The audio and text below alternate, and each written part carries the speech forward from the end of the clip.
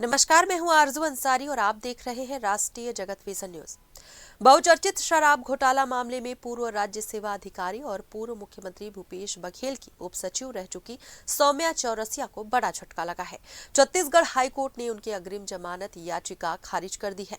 High court की single bench ने सौम्या चौरसिया की ओर से दायर याचिका पर सुनवाई करते हुए ये फैसला सुनाया है। सुनवाई के दौरान एसीबी ईओडब्ल्यू की ओर से अग्रिम जमानत का कड़ा विरोध किया गया। दोनों पक्षों की दलीलें सुनने के बाद हाईकोर्ट ने सौम्या चौरसिया को राहत देने से इनकार कर दिया और उनकी अग्रिम जमानत याचिका खारिज कर दी।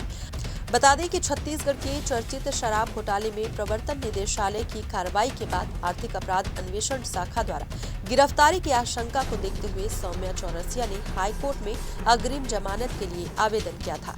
इस मामले में 8 जनवरी को हुई सुनवाई के दौरान राज्य शासन ने अपना पक्ष रखने के लिए अतिरिक्त समय मांगा था। आज सुनवाई पूरी होने के बाद हाईकोर्ट ने अपना फैसला सुनाया।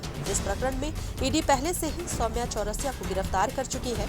इसके बाद ईओडब्ल्यू ने अपने मामले में उन्हें हिरासत में लेने के लिए विशेष अदालत में प्रोडक्शन वारंट के तहत आवेदन भी दिया है। ऐसे में उनकी संभावित गिरफ्तारी को लेकर स्थिति और गंभीर हो गई है।